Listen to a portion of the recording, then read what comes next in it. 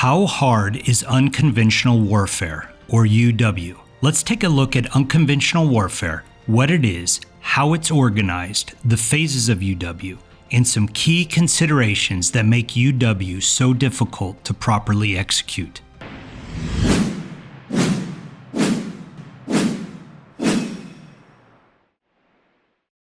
UW falls within the construct of irregular warfare and is one of the U.S. Special Operations Command, or USSOCOM's, core activities. USSOCOM Directive 10-1 establishes USASOC as the lead component for UW. Just as a quick reminder, Special Operations core activities include unconventional warfare, foreign internal defense, direct action, civil affairs operations, special reconnaissance, security force assistance, counterterrorism, hostage rescue and recovery, counterinsurgency, foreign humanitarian assistance, countering weapons of mass destruction, and military information support operations. Simply put, UW is the support to a resistance movement. Historically, the U.S. supported a semi-organized military irregular force, known in doctrine as a guerrilla force, as part of an insurgency. For example, the U.S. support to the Afghanistan Northern Alliance in 2001. However, the application of UW is much broader and adaptive. The methods and techniques used are dependent upon the state of the resistance movement, the environment, and the desired end state. The focus in UW is on the indigenous resistance elements, not U.S. force structures and procedures. Joint doctrine defines UW as activities conducted to enable a resistance movement or insurgency to coerce, disrupt, or overthrow a government or occupying power by operating through or with an underground auxiliary and guerrilla force in a denied area. There are several models for UW, but the U.S. model has three main components: the underground, the auxiliary, and the guerrillas. The underground is a cellular organization within the resistance that has the ability to conduct operations in areas that are inaccessible to guerrillas, such as urban areas under the control of the local security forces. For example, the underground functions include intelligence, counterintelligence, special material fabrications, munitions, subversive radio, media networks, social media, web pages, logistics networks, sabotage, clandestine medical facilities, and funding. The auxiliary refers to that portion of the population that provides active clandestine support to the guerrilla force or the underground. Members of the auxiliary are part-time volunteers who have value because of their normal positions in the community. Some functions include logistics, labor, early warning, intelligence collection, communications, distribution media, and safe house management. A guerrilla is an irregular, predominantly indigenous member of a resistance force or guerrilla force, organized similarly to military concepts and structures to conduct military and paramilitary operations in enemy-held, hostile, or denied territory. Unconventional warfare might also have some sort of government, which can vary from case to case. Perhaps the resistance force has a public component, a shadow government, or operates as a government in exile. The public component refers to an overt political manifestation of a resistance. A shadow government consists of governmental elements and activities performed by an irregular organization that replaces the governance functions of the existing regime. For example, this could include providing security or health services. A government in exile is a government displaced from its country of origin, yet remains recognized as a legitimate sovereign authority of a nation.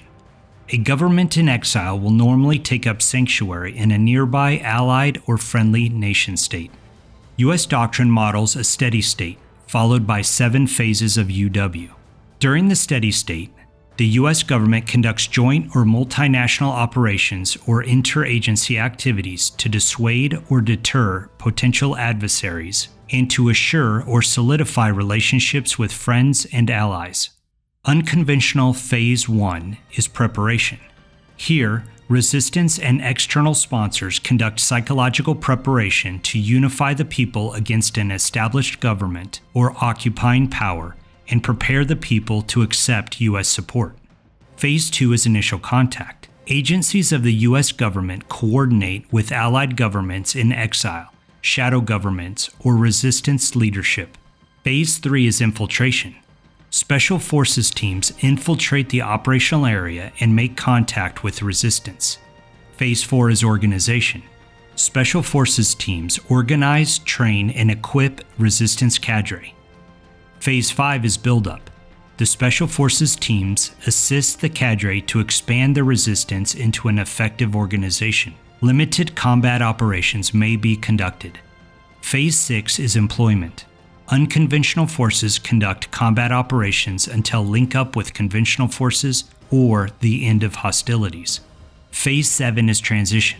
Unconventional forces revert back to national control, shifting to regular forces or demobilizing. Unconventional warfare considerations. The first is foreign disclosure.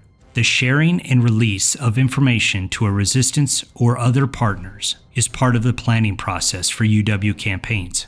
Training, advising, and accompanying elements of a resistance will be exposed to U.S. TTPs, or tactics, techniques, and procedures, including sensitive and protected methods. Providing or withholding this information should be a deliberate decision. The next consideration is law. There are 5 main laws and 1 DoD publication which govern UW. Title 10 of the U.S. Code is the baseline U.S. legal authority for unconventional warfare. This provision states that UW is one of the activities of U.S. SOCOM. Title 22 of the U.S. Code, Foreign Relations and Intercourse. This law is essential to understand Chief of Mission authorities to design, plan, and execute UW campaigns in preparation of the environment activities.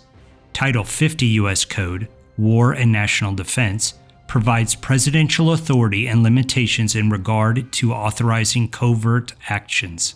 It requires the Congressional Intelligence Committees to be kept fully informed of all covert actions of the U.S. government.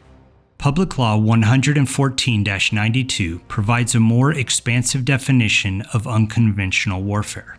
DoD 3000.07 Irregular Warfare establishes policy and assigns responsibilities for Department of Defense conduct of irregular warfare and development of capabilities to address irregular challenges or threats to national security. JP 3-05.1 Unconventional Warfare is the publication that provides joint doctrine to assess, plan, and execute unconventional warfare.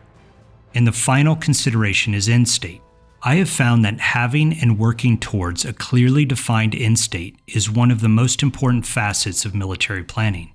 Sadly, we don't do it so well as a nation. If you're interested in learning more about the importance of an end state, I will leave a hyperlink to this video in the description. So there you have it, an executive summary of unconventional warfare and why it's so complex. Which job would you rather have?